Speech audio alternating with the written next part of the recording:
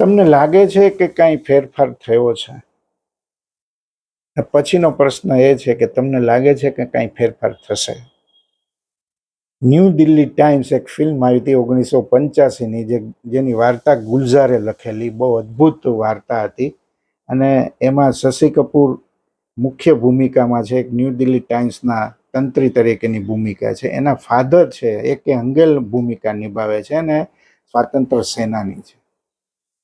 એ એમ કહે છે કે લોકો અહીંયા મારું સન્માન કરવા માંગે છે, પણ આ લોકો મારું સન્માન કરશે કે જે દંગા ફસાદ કરાવે છે, જે દાણચોરી કરે છે, જે ઝઘડા કરાવે છે અને ભ્રષ્ટાચાર કરે છે, એ મારું સન્માન કરશે?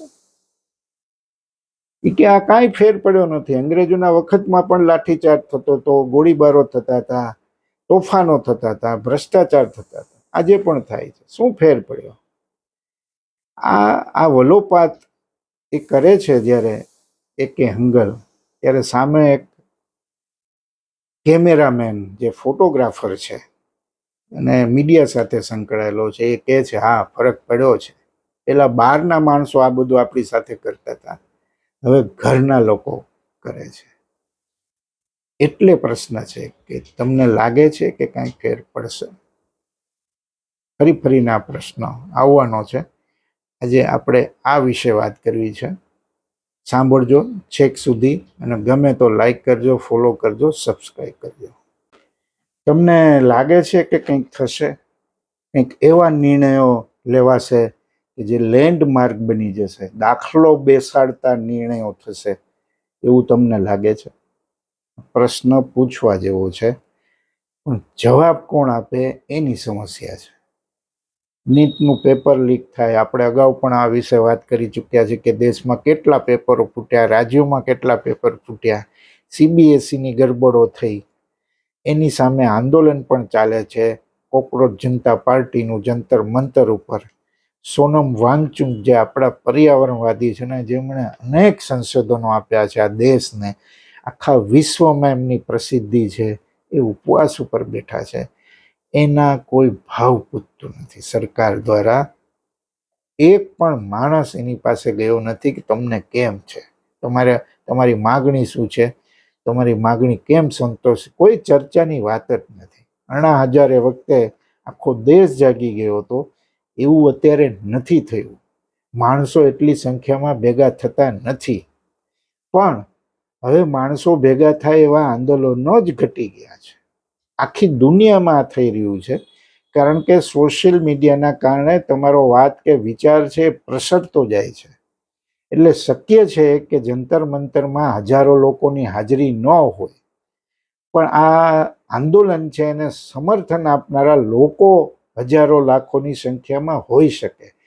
આને સાબિત કરવાનો કોઈ ઈલાજ નથી, કોઈ પ્રમાણ નથી. એ વાત પણ એટલી જ સાચી છે. પણ એક માણસ 10-12 દિવસથી ઉપવાસ ઉપર હોય અને એનો કોઈ ભાવ ન પૂછાય, એની તબિયતના સમાચાર ના પૂછાય, તો તમને કેમ લાગે કે કંઈક થશે? અને આવા કિસ્સાઓનો પાર નથી સાહેબ. મુશ્કેલી આ છે, દુઃખ આ છે પ્રજાનું. આમ આદમીની પરેશાન આના માટે છે કે રામ મંદિરમાં ચોરી થાય છે, અયોધ્યાના રામ મંદિરમાં, જેને 500 વર્ષ સુધી એની માટે લડત ચાલી. યોગીજી આદિત્યનાથ પણ કહે છે કે 500 વર્ષ તમે રાહ જોઈ તો 15 દિવસ રાહ નહીં જોઈ શકો. 15 દિવસ ક્યારના વીતી ગયા છે. 8 લોકોની ધરપકડ થઈ છે. ચંપત રાય જે મહામંત્રી હતા એનું, અને અનિલ મિશ્રાનું રાજીનામું પણ સ્વીકારાઈ ગયું છે. અને હવે આ મંદિરના વહીવટ માટે CEOની શોધ શરૂ થઈ છે. પણ તમે સામાન્ય વાત છે, કોઈ સંસ્થા ચાલતી હોય, એના ટ્રસ્ટીઓ હોય, ત્યાં કોઈ બનાવ બને તો ટ્રસ્ટીઓ જવાબદાર હોય કે ના હોય? આ સાવ સરળ સવાલ છે, એનો જવાબ સાવ સરળ છે. પણ તમને લાગે છે કે આ જે ટ્રસ્ટી મંડળ છે, ચંપત રાય, અનિલ મિશ્રા કે બીજા ગોવિંદદેવ ગિરી કે જે કોઈ હોય, ગોપાલ દેવ, આમાંથી કોઈનો વાળ વાંકો થશે એવું તમને લાગે છે? અત્યારથી બચાવની સ્થિતિ પેદા કરવાના પ્રયત્નો શરૂ થઈ ગયા છે, એવા આક્ષેપો વિપક્ષો તો કરે છે, પણ કેટલાક સાધુ સંતો પણ કરે છે, કારણ કે આ આસ્થાની ચોરી છે. આ બધા બહુ સમજે છે. બીજા મંદિરોમાં પણ આવા વિવાદ નાના મોટા શરૂ થઈ ગયા છે, ત્યાં પણ કમિટીઓ બેસી છે ને થોડું કંઈક આડાવડું થયું છે એવા પણ અહેવાલો આવી રહ્યા છે. એની વચ્ચે આજે તમે વિચાર કરો કે કેટલા એવા રિપોર્ટ જોવા મળી રહ્યા છે અખબારોમાં, મીડિયામાં, કે આ બનાવ પછી અયોધ્યામાં આવતા યાત્રાળુઓની સંખ્યા વધી છે અને એના કારણે સ્થાનિક વેપારીઓનો વેપાર છે બહુ ઘટી ગયો છે. આની માટે કોણ જવાબદાર છે? કેટલાક સમર્થકો રામ મંદિર અને ભાજપના કે આરએસએસના એવું કહે છે કે ભાઈ આ ચોરી થઈ છે, એને સજા થવી જ જોઈએ, પણ રામ મંદિર સનાતન એને ક્યાંય કોઈ નુકસાન ન થવું જોઈએ, લોકોની શ્રદ્ધા ન ડગવી જોઈએ. પણ કેમ શ્રદ્ધા મજબૂત રહે સાહેબ? આમાં કોકે 10 રૂપિયા પણ આપ્યા છે, કોકે 100 આપ્યા છે, 1000 આપ્યા છે ને કરોડો પણ આપ્યા છે. આ બધો સવાલ છે. ચંદા ચોરી છે, જમીનની ગરબડોની પણ વાત છે. આના ખુલાસાઓ કેમ ન થાય? અને જે તે જવાબદાર ઉપરના લેવલ છે, જે ટ્રસ્ટ સંચાલન કરે છે, એની સુધી આ રેલો કેમ ન આવે? ચંપત્ર એમ કહે છે કે પૂરો રિપોર્ટ આવી જાય પછી હું વાત કરીશ. આમાં તો કંઈક બધું ચાલે છે. આરએસએસના 100 વર્ષમાં આ ઘટના બની છે. આરએસએસની ઇમેજને અસર થઈ છે, કારણ કે મોટા ભાગના ટ્રસ્ટીઓ અને ત્યાં જે કામ કરતા હતા લોકો એ બધા સંઘ ને સંઘની પાખોના માણસો છે. સુપ્રીમ કોર્ટના આદેશ પછી વડાપ્રધાને આ નિયુક્તિની જાહેરાત લોકસભામાં કરી હતી. તમને લાગે છે કે આ પ્રકરણમાં જેમ બીજા પ્રકરણોમાં થાય છે, બુલડોઝરો ફરી જાય છે, આ તે થઈ જાય છે કાયદાને આજુબાજુએ રાખીને, એવું આ પ્રકરણમાં થાય ખરું? કરોડો રૂપિયાની વાત નથી, મૂળ વાત છે તમારી ધાર્મિક શ્રદ્ધા અને આસ્થાની. એને ચોટ પહોંચી છે. આ ગંભીર ચોટ છે અને એનો મલમપટ્ટો જલ્દી થાય એવું નથી સાહેબ. મધ્યપ્રદેશમાં મુખ્યમંત્રી યાદવ સામે કેટલાક આક્ષેપો છે. ઇન્ડિયન એક્સપ્રેસે આખી એની સિરીઝ બનાવી છે કે જમીનની ખરીદીઓ, જ્યાં મોટો હાઈવે નીકળવાનો છે ત્યાં જમીનને આખા કુટુંબમાં કેટલી જમીનો ખરીદાય છે એનો બધો હિસાબ આપ્યો છે. એની કોઈ તપાસ થાય ખરી? તમને લાગે છે એવું કાંઈ થાય?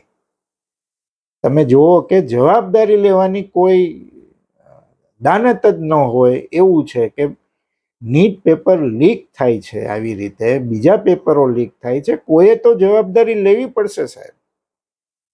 તો કે નહીં, રાજીનામું નહીં પડે. ધર્મેન્દ્ર પ્રધાન શિક્ષણ મંત્રી છે, એમના રાજીનામાની માગણી છે, પણ રાજીનામું નહીં પડે.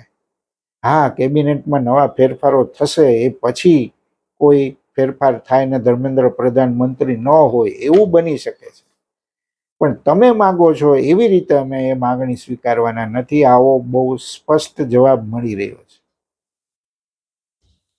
એક તો કિસ્સો મેં હમણાં જે વાંચ્યો છે, સાંભળ્યો છે, એ તો અદ્ભુત છે કે મધ્યપ્રદેશ સરકારે ચોખા ખરીદ્યા રાશન માટે અને એ ચોખા બહુ ઊંચા ભાવે ખરીદવામાં આવ્યા અને પછી એ ચોખા ઇથેનોલ બનાવતી કંપનીને વેચી દેવામાં આવ્યા. રેશન કાર્ડની વાત જવા દો, એ બાજુએ રહી ગયું. હવે ઇથેનોલ બનાવવામાં ચોખાનો આખો દાણો નથી કામ લાગતો, એમાં ટુકડા હોય એ કામ લાગતા હોય છે. એટલે ઇથેનોલ કંપનીએ એક બીજી કંપનીના ચોખા વેચી દીધા ફાયદો રાખીને. સરકાર પાસેથી જે ભાવે સરકારે ખરીદી કરી હતી એનાથી નીચા ભાવે સરકારે ઇથેનોલ બનાવતી કંપનીને વેચી દીધા અને એ ઇથેનોલ બનાવતી કંપનીએ બીજી કંપનીને વેચી દીધા અને એ કંપનીએ પેકિંગ કરી અને સરકારને આપી દીધા પાછા સાહેબ. અને હવે એ રાશનમાં અપાય છે. 4 લોકોને ફાયદો થયો છે. કોને કેટલો ફાયદો થયો છે એ રામ જાણે, કારણ કે રામ આપણા આદ્ય ભગવાન છે. પણ રામ પ્રત્યેની આસ્થા ઉપર જ જ્યારે વાર થાય ત્યારે બીજી કોઈ વાત કરવાની શું રહે? આવા તો કિસ્સાઓનો પાર નથી સાહેબ. તમે જુઓ કે ગડકરી, આ ઇથેનોલની વાત આવી એટલે ગડકરીની વાત કરવી પડે. ઇથેનોલ પેટ્રોલમાં મિશ્રિત થાય છે, કોંગ્રેસ સરકારમાં શરૂઆત થઈ, બધી વાત સાચી, એ સારી પણ વાત છે. બ્રાઝિલ જેવા દેશોમાં, બીજા દેશોમાં પણ આવું થઈ રહ્યું છે અને વર્ષોથી થઈ રહ્યું છે. આપણે E20 સુધી પહોંચ્યા છે, હવે E30ની વાત છે ને E100 સુધી લઈ જવાની પણ વાતો ચાલે છે. પણ તમને પસંદગીનો અધિકાર તો હોવો જોઈએ ને સાહેબ. સરકાર સાવ ના પાડે છે. વિદેશોમાં જ્યાં ઇથેનોલ મિશ્રિત પેટ્રોલ મળે છે ત્યાં પસંદગી પણ મળે છે કે E10 લો, E20 લો, E40 લો, તમને શુદ્ધ પેટ્રોલ જોતું હોય તો એ પણ લો. હવે દેકારો શરૂ થયો છે કે આ ઇથેનોલ મિશ્રિત પેટ્રોલના કારણે ગાડીઓને નુકસાન થઈ રહ્યું છે. તો કે ગડકરીથી માંડી સરકાર સુધી અને કાર કંપનીઓ પણ સામે આવી કે એનાથી નુકસાન થતું નથી. હા, માઇલેજ ઘટે છે. હવે આ માઇલેજ ઘટે છે એ નુકસાન કોનું છે? ઇથેનોલ બનાવતી કંપનીનું નથી અને જે સરકાર ઇથેનોલ ભેળવીને આપે છે એનું પણ નથી. નુકસાન તો આપણું છે કે જે કાર વાપરે છે, સ્કૂટર વાપરે છે, જે કોઈ વાહન વાપરે છે.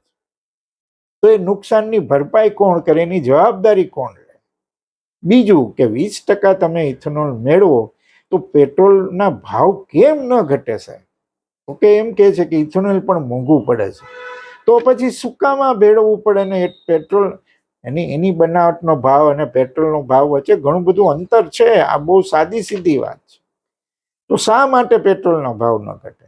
આમ પણ $70 બેરલ થઈ ગયું છે ક્રૂડનું બેરલ, જે યુદ્ધ વખતે 115 સુધી પહોંચી ગયું હતું. આટલો ઘટાડો થયા પછી પણ પેટ્રોલના ભાવ ઘટ્યા નથી. અને ડીઝલમાં પણ ઇથેનોલ ભેળવવાની વાત છે. ગડકરીએ પડકાર કર્યો છે, એક પણ વાહન બતાવે કે ઇથેનોલ મિશ્રિત પેટ્રોલના કારણે એને નુકસાન થયું. હવે નક્કી કોણ કરશે સાહેબ? આ મુશ્કેલી છે. અને સરકારે સુપ્રીમ કોર્ટમાં એવું નિવેદન આપ્યું છે ઓન રેકોર્ડ કે આ પ્રયોગ છે. પ્રયોગ તો થોડા પોકેટમાં હોય, થોડા ભાગમાં હોય. આ તો આખા દેશમાં વેચાઈ રહ્યું છે. આની જવાબદારી કોણ નક્કી કરે? ગડકરી તો રોડ એન્ડ ટ્રાન્સપોર્ટ મિનિસ્ટર છે, પેટ્રોલિયમ મંત્રી તો હરદીપસિંહ પુરી છે. કાંઈ સમજાતું જ નથી સાહેબ. અને સરકારે બહુ ચોખ્ખું ચેક કહી દીધું છે કે આ ચાલુ રહેશે. અલબત્ત E30 મિથેનોલ પેટ્રોલમાં નાખશે એ વાત અત્યારે અટકી પડી છે, એ જુદી વાત છે આ વિવાદના કારણે. પણ આવા કિસ્સાઓનો પાર નથી સાહેબ. તમે જુઓ કે આટલા મોટા ગડકરીએ જે કહ્યું હતું એકવાર લોકસભામાં કે અમેરિકા જેવા રસ્તાઓ થઈ જશે, પણ આજે શું હાલત છે? તમે એક પણ હાઈવે, નેશનલ હાઈવે મને બતાવો, પહેલો જ વરસાદ પડે એટલે ખાડાઓ પડે છે, પુલ પડી જાય છે.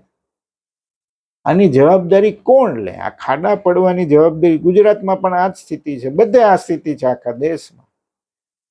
તો આની જવાબદારી કોણ? એના કારણે લોકોને જે નુકસાન થાય છે એની જવાબદારી કોણ લે? સુરતમાં આવડું મોટું પૂર આવ્યું, લોકોના બિલ્ડિંગોના બેઝમેન્ટમાં પાણી ભરાયા, બધો માલ પાણી સાફ થઈ ગયો, લાખોનું નુકસાન થયું.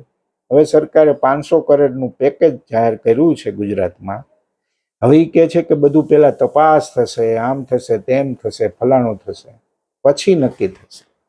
ત્યાં સુધી વેપારીઓએ આ નુકસાન જે આવી પડ્યું છે એનું શું કરવાનું છે? આ ખેડૂતની વાત હોય તો એમાં પણ એ જ થાય છે. આ બધા પ્રશ્નોમાં કોઈ જવાબદારી કોઈની ફિક્સ થતી નથી. સમસ્યા આ છે ને એટલે પ્રશ્ન થાય છે કે કંઈ થશે ખરું? મારો તમને આ જ પ્રશ્ન છે. કેટલાય બીજા પક્ષમાંથી આવેલા નેતા કે જેની ઉપર ભ્રષ્ટાચારના આરોપો ભાજપે જ મૂકેલા, ખુદ વડાપ્રધાને પણ મૂકેલા, એ તમારા પક્ષમાં આવે છે અથવા તો તમારા પક્ષ સાથે NDAમાં જોડાય છે તો એ શુદ્ધ થઈ જાય છે.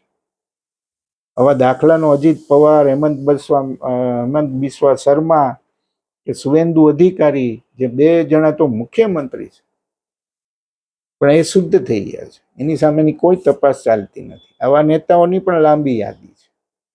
એટલે પ્રશ્ન થાય છે કે લાગે છે કે કંઈ થશે? હા, દેશમાં કાંઈ થયું નથી, સારું વિકાસ નથી થયું એવું પણ કહેવાનો કોઈ આશય નથી. ઘણું બધું સારું થયું છે.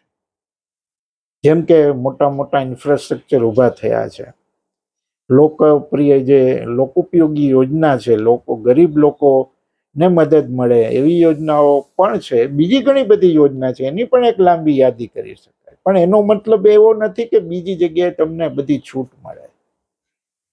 આ બહુ મહત્વનું છે અને એટલે પ્રશ્ન ફરી વાર ઊભો થાય છે કે લાગે છે કે કંઈ ફેર પડશે? કોણ આપશે જવાબ? આભાર. તમારી પ્રતિક્રિયા પણ જણાવજો.